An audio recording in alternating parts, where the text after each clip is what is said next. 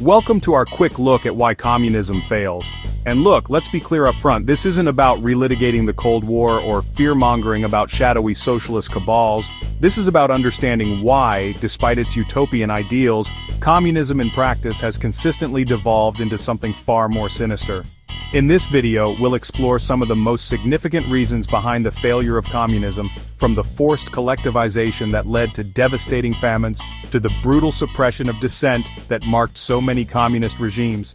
This isn't a judgment on the millions who lived and died under these systems, many of whom genuinely believed in a more equitable future. This is about confronting the uncomfortable truths, the human cost, of an ideology that, when put into practice, has repeatedly fallen tragically short of its promises.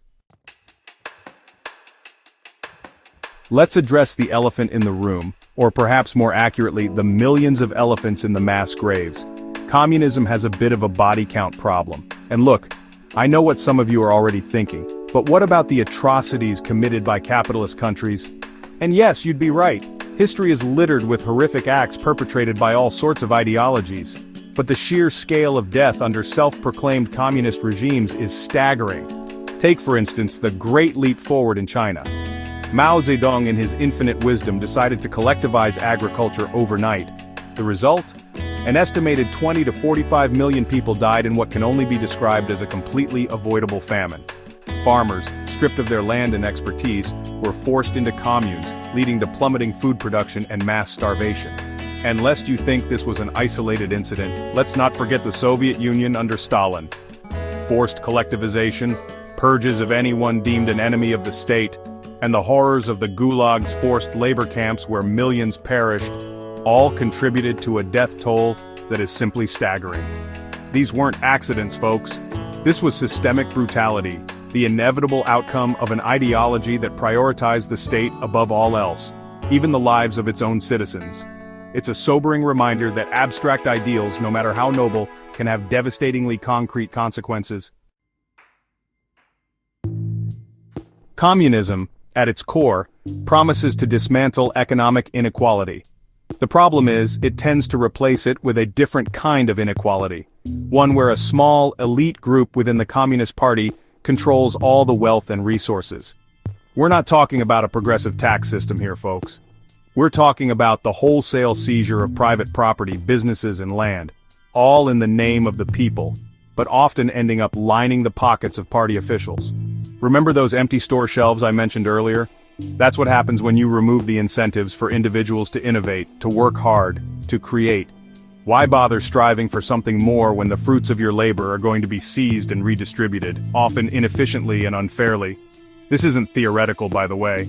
Look at the economic stagnation that plagued the Soviet Union, the chronic shortages of basic goods, the black markets that thrived in the shadows of a supposedly classless society.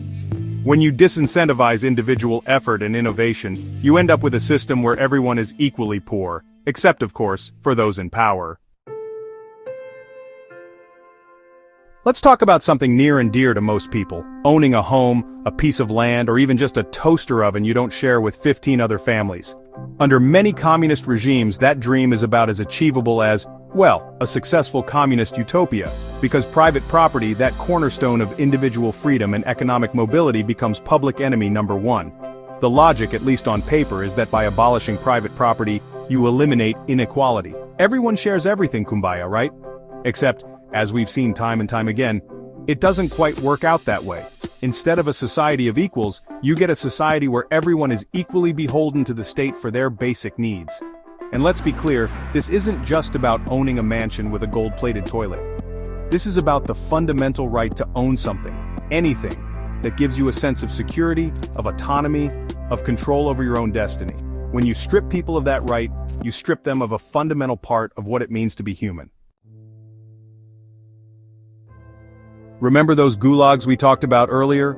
Those weren't just holiday camps for folks who disagreed with Stalin, they were a brutal reality for millions who were deemed enemies of the state, often for offenses as minor as criticizing the government or being related to someone who criticized the government. Forced labor became a cornerstone of many communist regimes, a way to eliminate dissent and boost production, all while conveniently disappearing anyone who dared to question the party line. It's the kind of kill two birds with one stone strategy that makes you wonder if maybe, just maybe, something's fundamentally wrong with your ideology. And it wasn't just physical labor. Censorship was rampant, free speech was about as welcome as a capitalist at a communist rally, and freedom of the press was basically a punchline.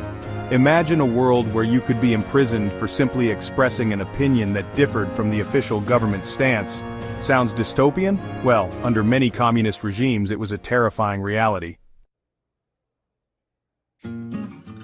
Look, we could spend hours, days even, dissecting all the ways communism has fallen short. The economic mismanagement, the environmental devastation caused by prioritizing industrial output over ecological concerns, the stifling lack of innovation that comes from eliminating competition. It's a greatest hits compilation of how not to run a society. But at its core, the fundamental flaw of communism is its unwavering faith in the inherent goodness of humanity. It assumes that if you just give people enough power, they'll magically transform into selfless saints working tirelessly for the collective good. And while I'd love to believe that we're all capable of such altruism, history and a healthy dose of cynicism suggest otherwise. Power, as they say, corrupts, and absolute power, well, you know the rest. So where does that leave us? Is the answer to abandon all hope for a more equitable world? Of course not, but it does mean acknowledging the very real, very human flaws inherent in any system of government, especially one that claims to have all the answers. It means learning from the mistakes of the past, not repeating them in the name of some utopian ideal that always seems just out of reach. Thanks for watching our quick look at why communism fails. And look, it's heavy stuff, I know, but it's important to grapple with these uncomfortable truths, to understand how an ideology that promised so much could deliver so much suffering. This isn't about celebrating capitalism as some sort of perfect system. Let's be real, capitalism has its own laundry list of issues, but it's about recognizing that simplistic solutions to complex problems rarely work, and that any system that disregards individual rights in the name of the collective good is bound to end badly. So, let's learn from history, folks. Let's strive for a future where we address inequality, where we fight for social justice. But let's do it with our eyes wide open, aware of the potential pitfalls and committed to finding a better way forward. Don't forget to like, share, and subscribe for more informative content.